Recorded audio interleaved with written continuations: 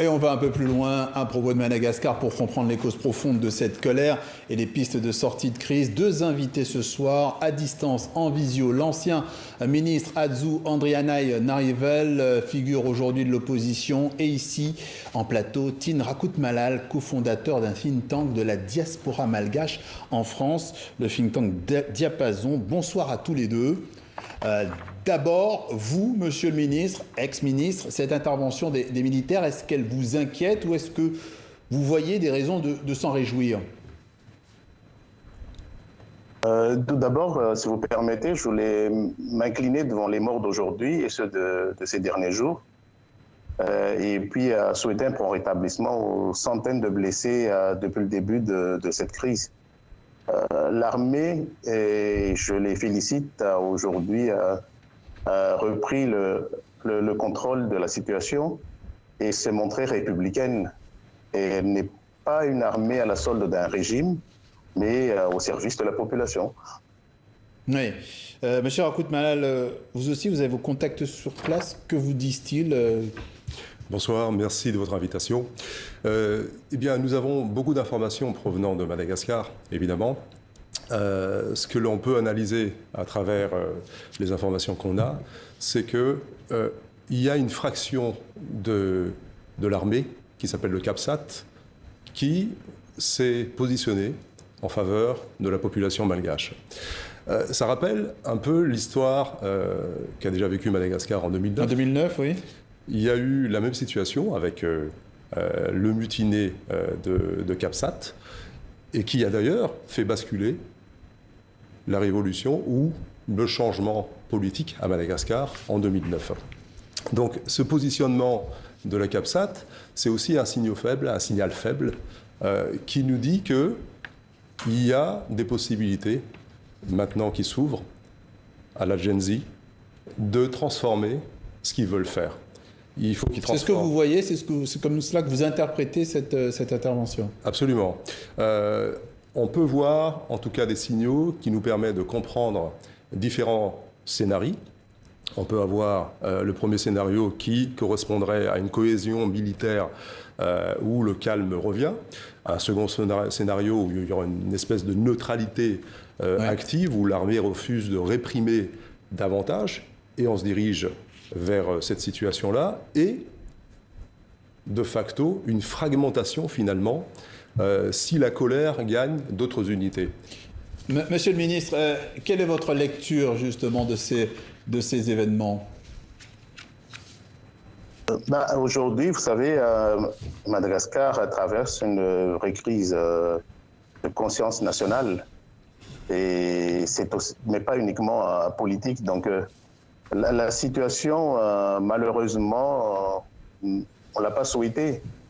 Mais André Rajoelina a persisté à traiter avec cynisme les revendications des jeunes depuis quelques semaines maintenant, en organisant des concertations factices. Et puis en instrumentalisant l'armée à tirer sur ces jeunes-là. C'est un véritable mouvement citoyen et pas partisan. Donc aujourd'hui, l'armée, les Gen Z avaient appelé à la population et toutes les forces vives de la nation à appuyer leurs revendications légitimes. Et c'est ce qui est arrivé.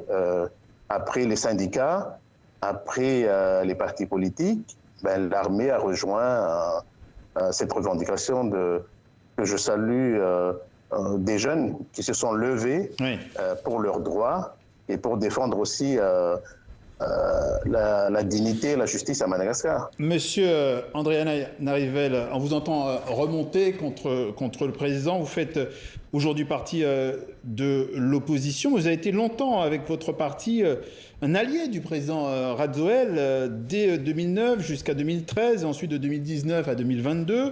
Vous avez même été ministre de l'aménagement du territoire et des travaux publics. Donc toutes ces questions d'infrastructure, c'était a priori votre champ d'action. C'est quoi votre bilan? On a quitté le régime en 2022. Vous comprenez bien pourquoi maintenant. Parce que... oui, mais ça fait 2 fois 4 ans quand même. D'accord avec vous m'entendez? La conduite des informations. Pardon? Vous m'entendez? 2 fois 4 ans, ça veut dire que dans le laps de temps, ces jeunes aujourd'hui se plaignent de quelque chose qui dure depuis très longtemps. Quel est votre bilan? Le bilan de tout ça, c'est qu'en 2009, comme elle a été dit tout à l'heure, ben, c'est la population qui l'a amené au pouvoir en espérant un changement radical. La transition, elle a traîné. Tout le monde a participé dans cette transition. Il fallait finir. Et à la fin de la transition, André Azoulay n'a pas pu se présenter. Il est revenu au pouvoir et pour nous, c'était une condition pour que légitimer cette demande des jeunes de l'époque en 2009 de l'aider à revenir au pouvoir pour lui permettre de réaliser ce qu'il avait promis. Ben, malheureusement, au bout de 2 ans, à 4 ans, comme vous le dites, on voyait que c'était devenu un régime autocratique et que les promesses de changement qui étaient promises aux jeunes et à la population en général n'ont pas été respectées. Vous savez, quand les robinets sont à sec et que la lumière s'éteint... Mais est-ce que vous estimez que... Est-ce que vous m'entendez? C'est la confiance carrément dans l'État. Est-ce que vous estimez, vous, que vous avez un mea culpa aussi à formuler? Et bien sûr, on regrette de l'avoir aidé, de l'avoir cru, mais l'essentiel, c'est qu'aujourd'hui, on reconnaît que ce n'est plus... on s'est retiré à temps ou trop tard, je ne sais pas, mais on a pris la décision de se retirer de ce régime pour démontrer qu'il a pris un mauvais chemin. Monsieur Tin Rakout-Malal, on revient vers vous. Est-ce que vous faites une analyse aussi identique de la situation? Nous avons plutôt une analyse systémique de la situation. Nous avons analysé le mouvement de la Gen Z à travers le monde et on s'est aperçu qu'il y avait un schéma récurrent qui revenait constamment. Et c'est propre aux pays africains qui sont dans la pauvreté, qui sont dans la fragilité. Et on retrouve toujours le même système. Et nous avons fait une étude notamment qu'on a intitulée « Le piège Népal », pour reprendre ce qui s'est passé entre le 8 septembre et le 13 septembre, où il y a eu le même mouvement, et ça s'est arrêté à un moment donné, où l'armée est intervenue, comme à Madagascar, et ça s'est fait très rapidement, où l'armée a demandé des leaders, il n'y avait pas de leader en face, et c'est l'armée qui a décidé d'arrêter finalement ce mouvement-là en proposant une solution qui n'est pas une solution attendue par la Gen Z. Ils ont mis effectivement une personne, Premier ministre, 73 ans, qui ne représente pas forcément les valeurs de la Gen Z. Donc ça, c'est un potentiel, une solution potentielle qui peut arriver si la Gen Z ne transforme pas la colère en construction. Oui. On suivra ça effectivement avec attention. Monsieur André Narival, une dernière question, ça va très très vite. Si vous étiez à la place du président Azoulay, vous feriez quoi?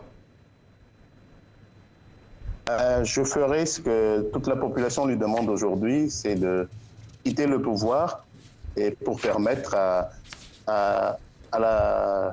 au pays de fonctionner normalement et de respecter les dispositions constitutionnelles et républicaines, parce que c'est la raison d'État qui le dicte.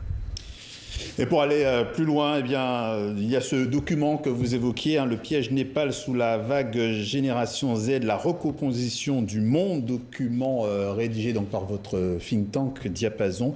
Merci Tin Rakout-Malal d'être passé par ce journal. Avec plaisir, merci. Merci aussi à vous, André Narival, figure de l'opposition qui était avec nous en visioconférence.